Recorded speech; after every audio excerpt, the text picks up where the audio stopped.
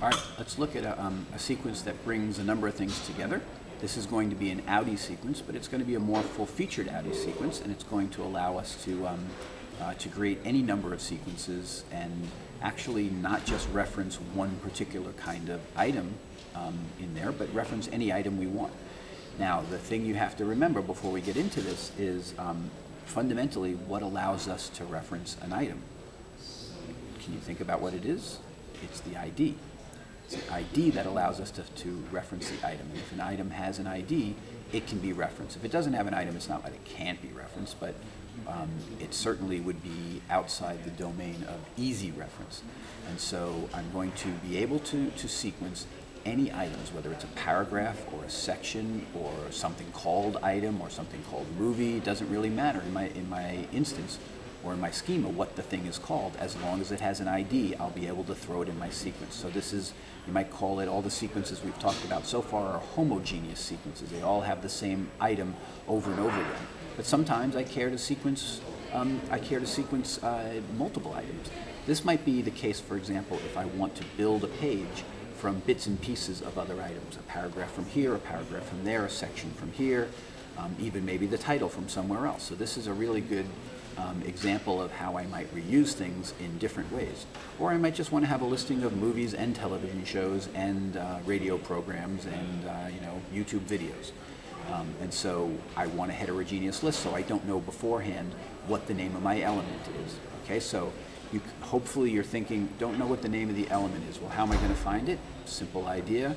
What am I going to use? One character, right? The star. The star is what's going to star later in my transform. Okay, so that's in a moment. Let's talk a little bit more about the specification for the sequence. So the sequence itself has a title. The sequence itself has a description because I might want a little bit of an introduction to that sequence. That's it for now. It has a sequence. The sequence has a title. The sequence has a description, and it has a list of ref IDs in it. Okay, so you see an example on your screen of the schema that might guide that kind of approach, that kind of specification. You see a little example of the output. So there's a description there. There's a title there, and then it has a list of elements, right? And so the real action here, because we've seen most of the rest of that, and I'm hoping that you could, at this point, almost, maybe more than almost, I think maybe you could write the transform from scratch that does all of that stuff. And there's only one more little thing that I want to introduce to you in the transform for this new model of a sequence, and that is the idea of getting any element that has the ID that you're looking for. So that list of ID refs, as I said before, is heterogeneous. It can have IDs from any type of item in the entire base, as long as that item has a title. And what else do you think we're going to assume about that item?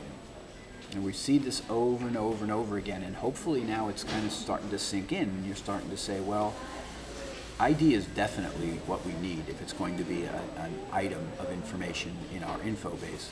But almost always, and I'd be real surprised if I created one that doesn't have a what?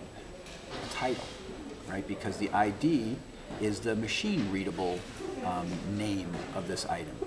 But when we display it on the screen, displaying the ID isn't really going to help users. It's not going to help human beings. What I really need is a human-readable version of the ID, which is, of course, the title. Right? So title and ID, title and ID, title and ID. Whenever I build links, I need the ID because that gives me the referent. But I also need the title because that gives me the human-readable text. Right? And so so those two go together. The ID and the title go together all the time. And at least in this class, you're not really going to see one many times without the other because they one's for humans, one's for the machine. Okay, so I go in there, I put in my H1, and then I put the title in there. So far, so good. Really simple, straightforward XSL. Under there, I apply templates to the description, and by way of review, imagine what happens when I do that operation. I say apply templates description. It may be that apply templates is still fuzzy to you and still hasn't sunk in. Let me line it out one more time. So I say apply templates, select description. What does that do? It goes to the description tag, and it tries to find templates to match each of its children in turn. So what's child number 1 of the description tag? Let's see if we have a template to match it. What's child 2 of the description tag? Let's see if we have a template to match it. If we don't have a template to match it, it runs the default template. The default template simply prints out, or prints out's the wrong word, includes the text node of the child in the output, and then sees are there any child elements, and then goes and looks for templates that match those child elements of the one it couldn't find the template for. Okay, so that's a little bit of a review of the applied templates. Now let's use this also as a way to review the idea of body or the block and inline model. As you look in the schema, what is the description? The description has the block model applied to it. It has the block group applied to it.